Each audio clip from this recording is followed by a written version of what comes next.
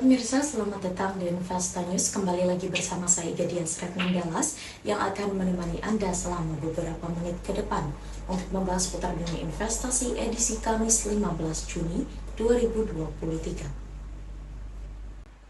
Berita pertama pada hari ini, indeks harga saham gabungan terpantau melemah pada perdagangan Rabu. Indeks ditutup terkoreksi 0,29% atau setara 19,3 poin. Sepanjang perdagangan, indeks komposit menyentuh level harian terendah di posisi 6.672,86 dan ke level tertingginya di posisi 6.744,64. Sektor yang mengalami pelemahan terdalam yakni sektor kesehatan dengan koreksi 1,23% dan diikuti sektor teknologi yang melemah 1,05%. Kapitalisasi pasar tercatat berada pada posisi 9,5 triliun rupiah dengan volume saham yang diperdagangkan sebanyak 20,96 miliar unit. Adapun nilai transaksi tercatat sejumlah 9,4 triliun rupiah. Deretan saham yang berkapitalisasi pasar besar yang ikut membebani laju gerak IHSG antara lain PT Goto Gojek Tokopedia yang tertekan 4,13%. Ada juga saham PT Bank Sentral Asia dengan penurunan 0,82%. Dari dalam negeri sendiri, Direktur Jenderal Pengelolaan, Pembiayaan dan Resiko Kemenkyu, Suminto dalam rapat dengar pendapat di Komisi 11 DPR RI pada Selasa lalu menyampaikan pemerintah akan menarik pinjaman tunai atau pinjaman program dari Bank Dunia CS sebesar 2 miliar US dollar atau sekitar dengan 29 triliun rupiah untuk membiayai sejumlah program yang telah direncanakan pada 2024. Di sisi lain, bursa global terpantau beragam. Di Asia, indeks Straits Times tercatat menguat 0,94%, indeks Shanghai Composite melemah 0,14%, indeks Hang Seng terkoreksi 0,58%, dan indeks Nikkei 225 turun 1,47% pada Rabu.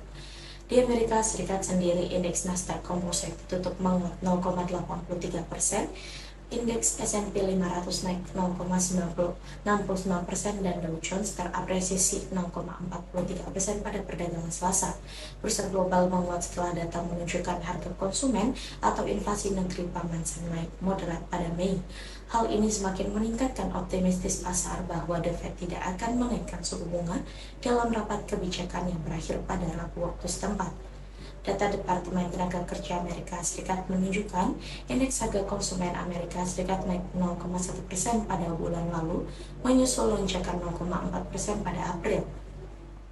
Sementara itu, inflasi inti tidak berubah pada level 0,4% secara tahunan. Inflasi Amerika Serikat tercatat sebesar 4% pada Mei 2023 setelah pada April menyentuh 4,9%. Berita selanjutnya datang dari proyeksi IHSG. Indeks harga saham gabungan melemah 0,29%. Investor asing juga membukukan penjualan bersih sebesar 702,83 miliar rupiah.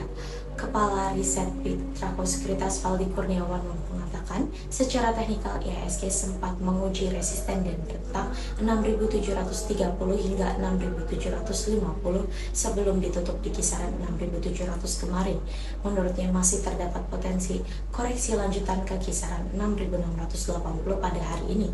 Jika koreksi berlanjut, waspadai potensi minor bullish reversal mengingat IHSG berada pada overbought area. Kendati begitu, Valdi mengatakan bahwa pasar saham dalam negeri akan mendapatkan sentimen positif dari ekspektasi pasar terhadap keputusan Bank Sentral Amerika Serikat The Fed. The Fed diperkirakan akan menahan suku bunga acuan di level 5,25%. Hal itu akan menjadi katalis bagi saham-saham yang sensitif terhadap suku bunga, terutama saham perbankan. Valdi mengatakan saat ini saham perbankan dengan kapitalisasi pasar jumbo sedang dalam fase konsolidasi dengan stokastik RSI mengindikasikan kondisi oversold. Hal ini membuka peluang rally. CEO Yuken Pertumbuh Sekuritas William Surya menambahkan bahwa pergerakan IHSG tengah mengalami tekanan terbatas. Terlebih, sentimen pendorong dari dalam negeri masih minim. Namun William menilai momentum tekanan ini dapat menjadi peluang bagi investor untuk jangka pendek hingga jangka panjang. Pasalnya, data indeks penjualan real Indonesia pada Mei masih tumbuh 1,5% secara tahunan menjadi 234,2. Setelah tiga uang analis MNC Agensi Sekuritas Kredit Wicaksana memperkirakan IHSG rawan mengalami koreksi dalam rentang 6.645 hingga 6.683, sedangkan level resisten berada di 6.744 dengan support di 6.637. Menurut Herditya, koreksi ini merupakan pullback setelah peningkatan yang cukup signifikan selama beberapa waktu lalu. Herditya menyebut saham PNLF, IMJS, dan juga MPMX bisa dicermati hari ini. Sementara Fali merekomendasikan saham BBCA, BBRI, Telkom, SMRA, dan juga ACES. Beralih pada sektor komoditas, harga emas dunia terpantau rebound pada perdagangan Rabu setelah tertekan selama 3 hari perdagangan sebelumnya. Hal ini terjadi setelah data core menunjukkan kenaikan harga konsumen Amerika Serikat melambat pada Mei. Kondisi ini juga memperkuat ekspektasi para pedagang bahwa Federal Reserve akan menghentikan kenaikan suku bunga pada pertemuan 2 hari yang berlangsung pada pekan ini. Pada perdagangan Rabu pukul 15.25 waktu Indonesia bagian Barat, kontrak emas paling aktif pengiriman Agustus 2023 di divisi COMEX New York Exchange menguat 0,28% menjadi 1.962,60 US dollar per troy ounce. Di pasar spot sendiri, harga emas juga terkerek 0,29% ke level 1.949,61 US dollar per troy ounce. Adapun indeks dolar Amerika Serikat turun 0,05% menjadi 102,810. Dari dalam negeri, harga dasar emas 24 karat antam ukuran 1 gram dijual Rp1.053.000, turun Rp6.000 bila dibandingkan posisi sebelumnya. Adapun harga buyback emas antam berada di level Rp936.000 per gram, lebih rendah Rp6.000 jika dibandingkan dengan perdagangan sebelumnya. Selanjutnya, pada sektor komoditas yang kedua, harga minyak mentah dunia naik tipis pada perdagangan Rabu sore. Harga minyak naik terbatas di tengah penantian investor terhadap hasil pertemuan Federal Reserve. Selain itu, pasar menanti rilis data ekonomi utama dari China dan data pemerintah Amerika Serikat terkait stok minyak mentah pada perdagangan Rabu 14 Juni pukul 15.17 waktu Indonesia bagian Barat. Harga minyak berseksasi intermediate pengiriman Juli 2023 menguat 0,62% menjadi 69,85 US dollar per barel di New York Mercantile Exchange. Adapun harga minyak mentah Brent pengiriman Agustus 2023 naik 0,77% ke level 74,86 US dollar per barel di London ICE Futures Exchange. Pada perdagangan sebelumnya, kedua tolak ukur minyak mentah global tersebut naik lebih dari 3% di tengah harapan meningkatnya permintaan bahan bakar setelah Bank Sentral China menurunkan suku bunga pinjaman jangka pendek. Sementara itu, pasar juga memperkirakan Bank Sentral Amerika Serikat akan menghentikan kenaikan suku bunga acuan dalam rapat kebijakan pekan ini di tengah ketidakpastian prospek ekonomi. Dari sisi pasokan, stok minyak mentah Amerika Serikat naik sekitar 1 juta barel dalam pekan yang berakhir 9 Juni.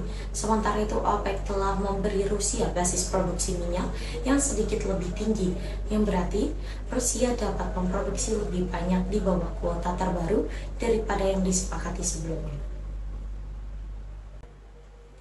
Berita penutup kita pada pagi hari ini, kurs rupiah di pasar spot pada Rabu ditutup Rp14.907 per dolar Amerika Serikat, melemah 0,29% dibandingkan penutupan hari sebelumnya.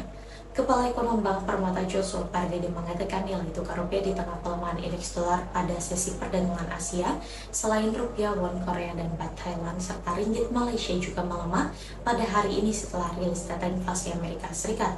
Pelemahan beberapa mata uang Asia karena pelaku pasar yang menantikan hasil keputusan rapat FOMC. Pengamat mata uang Lokpan Leong juga mengatakan bahwa pelemahan rupiah karena masih ada tekanan dari data penjualan retail Indonesia pada bulan April yang lebih lemah.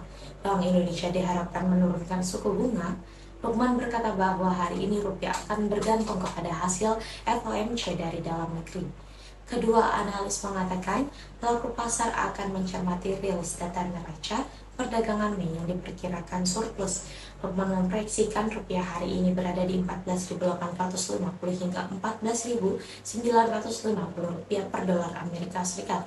Sementara Joshua memprediksikan rupiah berada di 14.850 hingga 14.975 rupiah per dolar Amerika Serikat. Berita tersebut sekaligus menjadi berita penutup kita pada perjumpaan kali ini. Saya Gedia Sretandala pamit undur diri. Sampai jumpa.